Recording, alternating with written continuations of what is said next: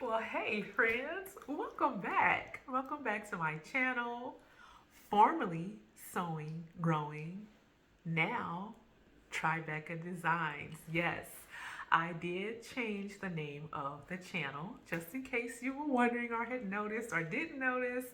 So I'm just giving you guys, this is like my unofficial announcement. The channel name is now TriBecca Designs, and I'll explain more about that in another video. But today, I just wanted to go ahead and do a bucket hat tutorial. Yes, yes, yes, yes, yes. So that's what we're going to be doing on today's video. So you're going to get an upcycling element and also a tutorial. We are going to start by talking about something that I find all the time in my thrift shops that I just can't seem to resist. And that is yummy, beautiful, textured scarves. Oh my goodness, these things are gorgeous. I hate leaving them behind because it's such beautiful fabric. So today I'm going to be taking a lovely scarf that I thrifted that's more of a medium weight, and I'm going to make a bucket inspired style hat.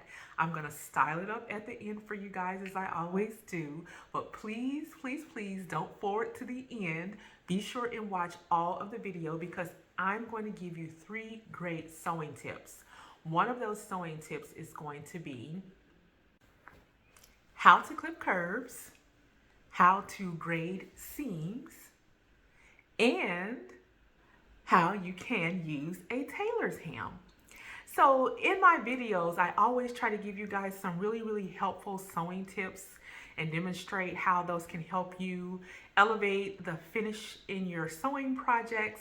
So I hope that you will be able to glean that out of this video, as well as some sewing and upcycling inspiration. So without further ado, let's go ahead and get started. And so I've noticed is I've been watching fashion shows like over the past few months, just sporadically, sometimes late at night when I am sleepy and can't find any good TV, I'll just switch to a fashion show and let it put me to sleep. And I've been seeing a lot of these doggone bucket hats. Were bucket hats ever really in style? Well, I can honestly say for me, they were not. I love hats. I have made a ton of hats in my lifetime, probably more hats than anything. Yeah, because I had a hat shop and I was just a hat making machine. But I never made a bucket hat. Anyway, this is my inspiration. You know, there's always an element of upcycling in my makes.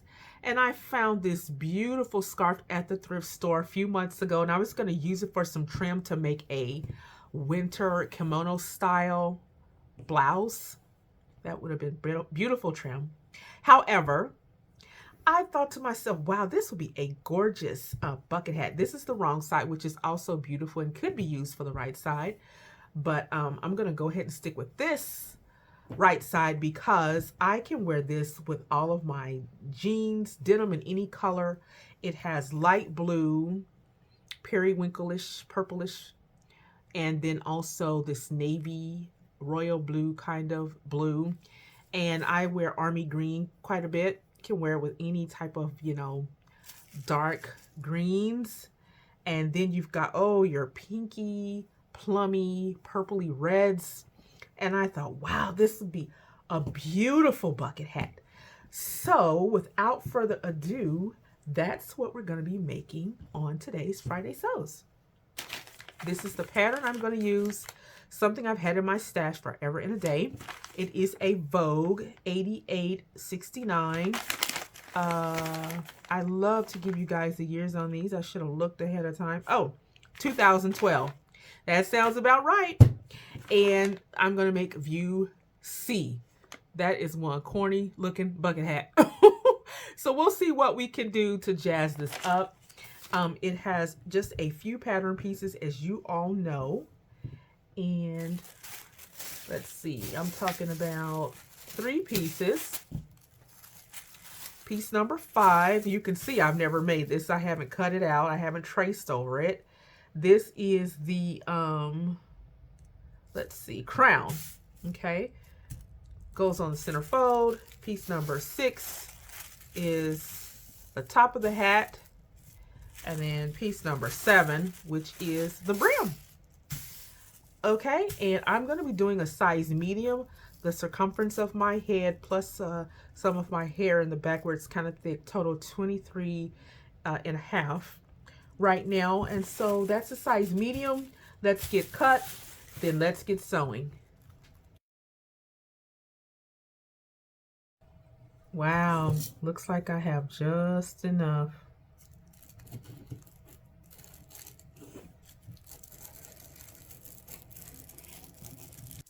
So for my lining pieces, I'm going to use this leg of a pair of jeans that I had cut out to do an upcycle on.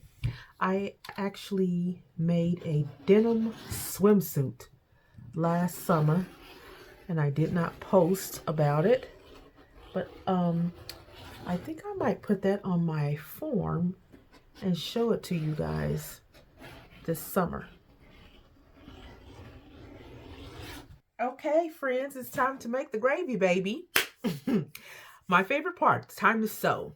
I'm gonna go ahead and put right sides together on my crown.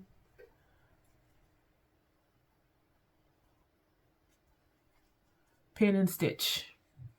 I'll do the same thing for my lining. Right sides together. Pin and stitch. Then this is my brim. I need to put right sides together. Pin and stitch the lining of my brim. Pin and stitch. And then I will go ahead and attach the top to my crown. And now, right sides together on the brim.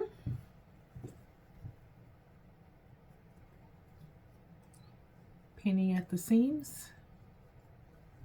Okay. Now there's going to be a stitch that goes all the way around here on both sides. Now I'm going to turn this to the wrong side out. This is my hat lining.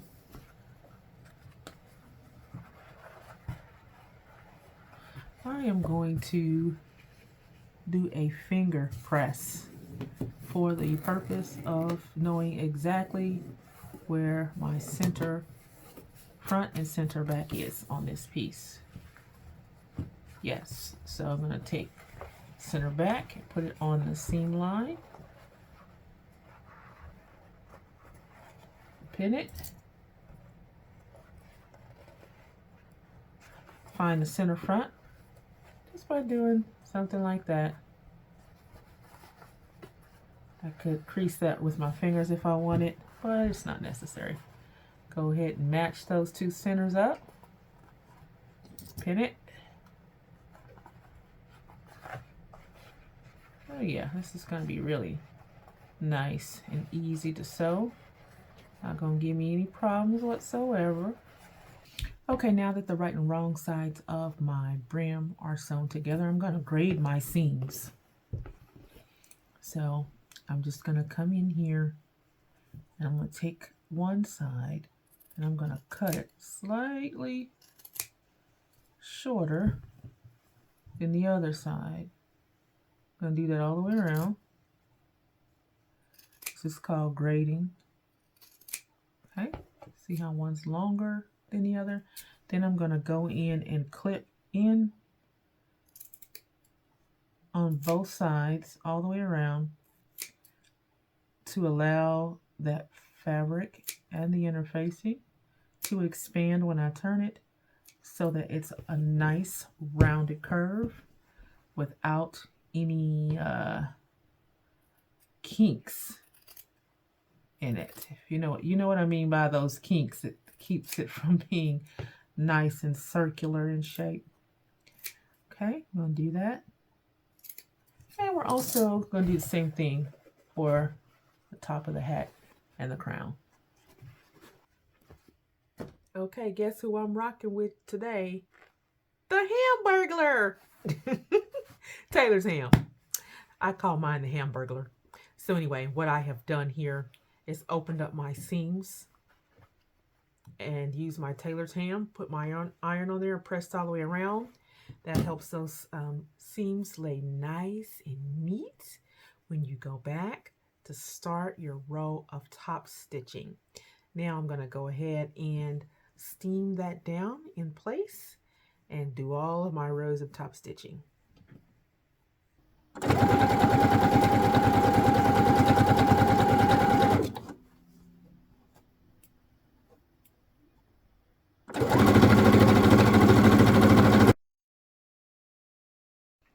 Friends, I'm getting excited. Oh my goodness, could it be? I'm falling in love with a bucket hat. Oh my gosh. I was really apprehensive about cutting this scarf, but I'm so glad I did it. So, anyways, the lining has been top stitched here along this portion. If I turn it over, what I did to let you all see is I did go ahead and serge that. And then when I did my top stitch, I just made sure that it was on the side of the crown, stitched down on this side rather than stitched up toward the top. So I'm going to leave that turned where the wrong side is out. I'm going to bring in the beauty that is, oh, Lord have mercy. And so, yeah, this has been top stitched too. Wow. Okay, so next step, place the lining inside the hat and stitch along the edge as I've done here. And this hat is a little different because it calls for you to use a binding. And I'll show you what I mean in a minute. I could have easily made this a reversible hat, but I wasn't sure if I would like it. I didn't want to use another nice fiber to, in case I didn't like it, I didn't want it to, go to waste. So you place the right side of the brim to the right side of the outer portion of the hat. So I need to flip it up like this. Right sides together and then pin here. I'm pinning at the seams, matching those seams. This does worry me because it makes me think it's going to make the hat a little tight around my head because of all this bulk. But anyways, we'll proceed and see what happens. I need to pin that all the way around. Then they're going to have me attach a binding here. And then the hat will be finished.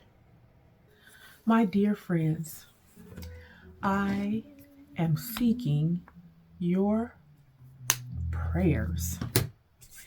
Why? Because the last time I was making a video, I took my wedding rings off to put lotion on my hands because I thought my hands looked rather ashy on camera, and I have not seen them ever since. And I'm hoping and praying to God that I didn't accidentally swoop them up with some scraps of fabric and load them in the trash can. So I hope I had enough sense to put them away. Sometimes when I'm rushing trying to finish projects, I just get ridiculously obsessed and I don't pay attention to what I'm doing. So that being said, isn't this little flower really cute that I made for this bucket hat? Scarf turned bucket hat. So I just stitched it on by hand. I'll give you guys a little bit of a glimpse as to some of the highlights for making this, but I won't do a full make on this in this video. Instead, I'm going to place a link in the description box for the person's video that I found here on YouTube as far as how to make these little flowers. And you guys can go there to her channel and watch her video just like I did. It's just a few minutes long. It's a real cute flower. This is just a simple part of it. I didn't do the full flower that she did because I'm going to take this little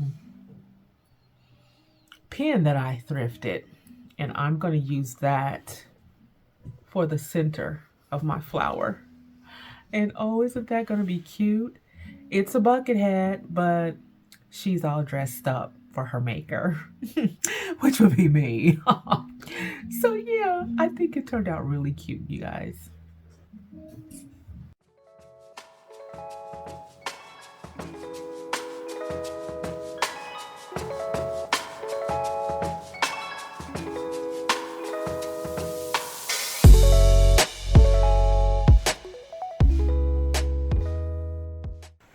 So notice how I'm wearing it here with a very simple outfit, a thrifted men's shirt that has the collar cut off. I tend to do that when I thrift men's shirts. I don't know why I cut the collars off.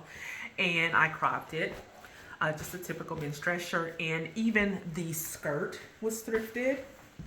Just a light wash denim skirt. And the boots also were thrifted. So with just a really simple outfit, you can kind of pump it up with a bucket hat, baby. Especially one made from a beautiful scarf with a lovely print and a floral detailing. So yeah, that's one look. You don't just have to do blue. There's plenty of pink and red and purplish inspiration to pull from. So this time I'm just wearing it with a knit dress purchased from Walmart and one of my pinky, I don't even know, oh, it's like a rose, a deep dusty rose colored sweater. Yeah, for color blocking. It's really cute with this as well. Wearing those same boots. So, you know, you can play around with it. Notice this time I put this side of the brim up and tilted this one down over my eye just a little bit. Now it doesn't even look like a bucket hat. It looks like one of those cute little vintage hats. So yeah, that's another look. Okay, friends, I'm gonna have to say this is my favorite look. I tilted the hat on the opposite eye. Before I had it tilted to the left side. Now I've got it tilted more to the right side. Did you notice that? So the flower is up now where before it was down. So yeah, just play around with your hats, enjoy them, and let me know which one was your favorite look. So I hope you guys will make a simple bucket hat, maybe a flower to go with it. Don't have to do flower, but you know, I just had to do a little something. So if you like this video, please consider subscribing to get more great sewing and styling content. And I just want to leave you with this. Don't worry about tomorrow, what you will eat, what you will drink, or even what you will wear. For your Heavenly Father knows you have need of all of these things. Just seek after Him, and He will supply all of your needs. Thanks for watching. Peace and blessings.